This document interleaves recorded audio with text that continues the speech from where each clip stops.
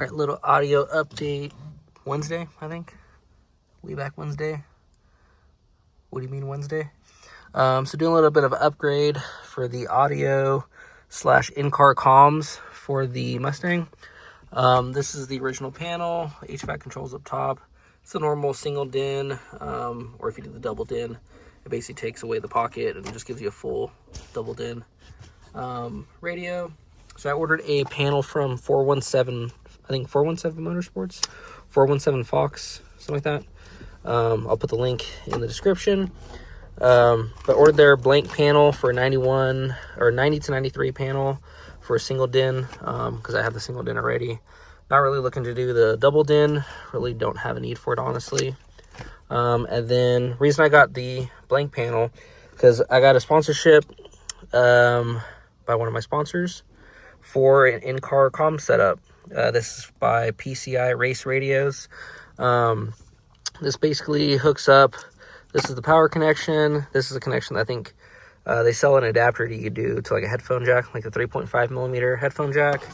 And then this setup is their, so it's the 4-Link Pro Elite. I could have 4 headsets, I believe, or 2 headsets, 4 headsets.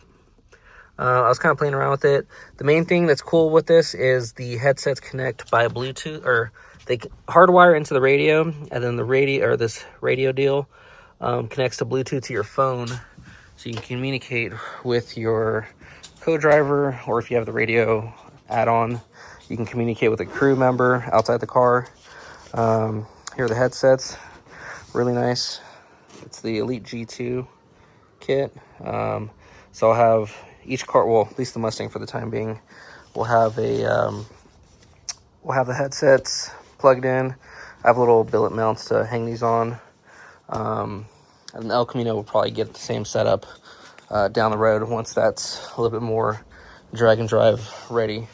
But let me pull this out and kind of start this process.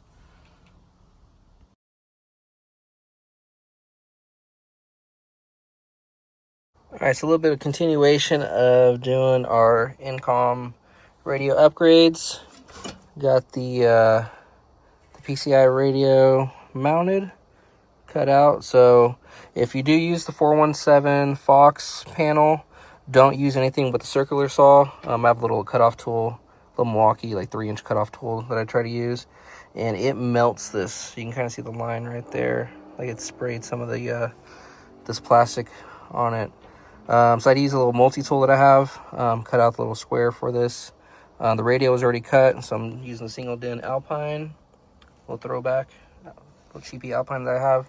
And then I had to cut out the bracing behind the radio.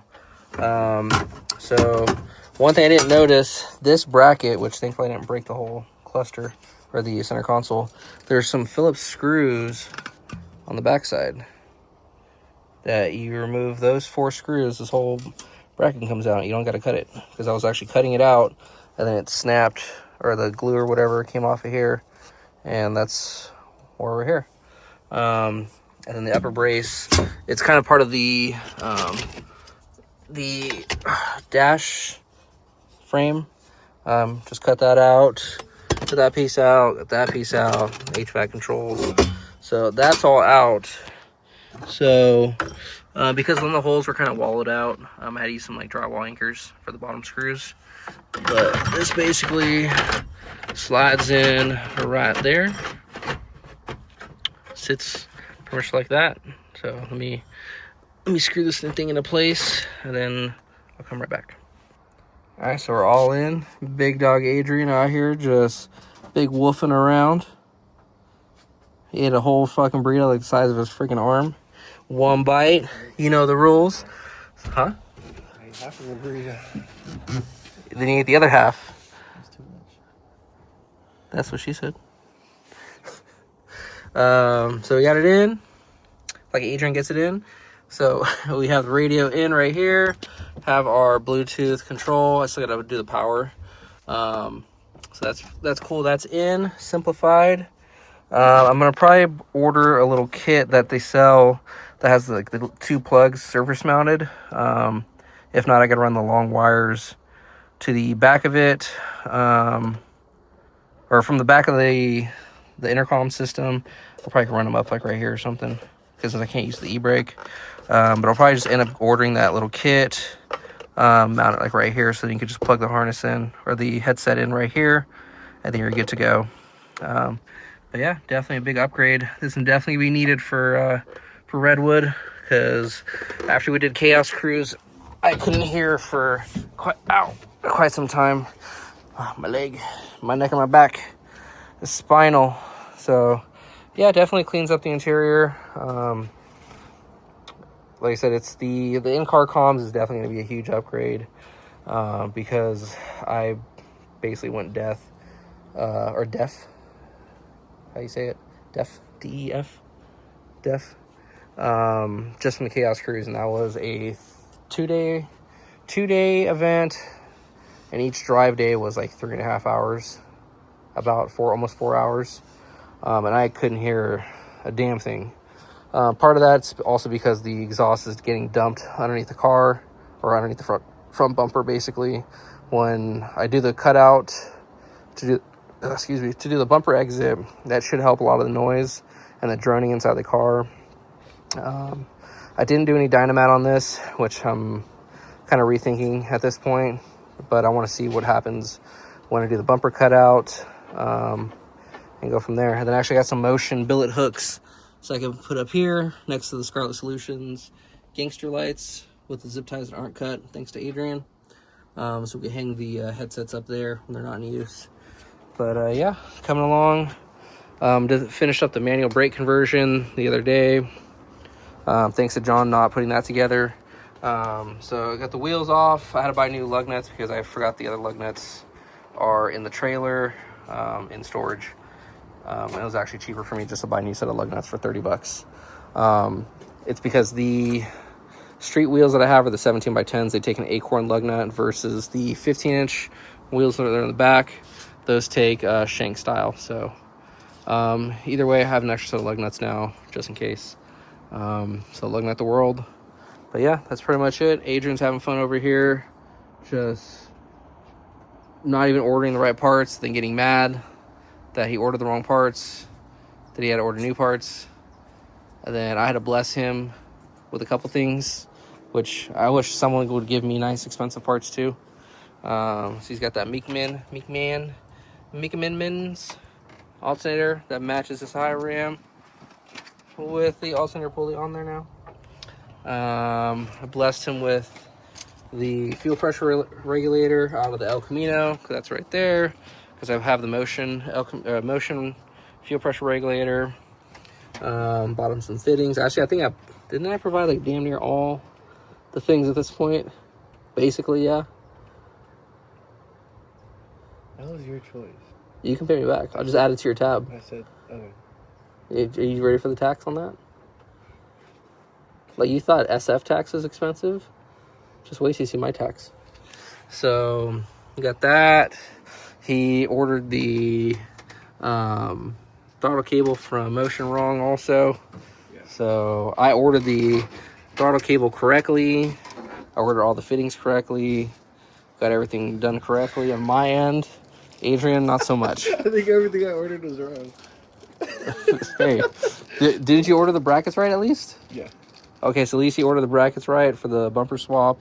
Got his new fender on here. And actually, I am a fan of the maroon color.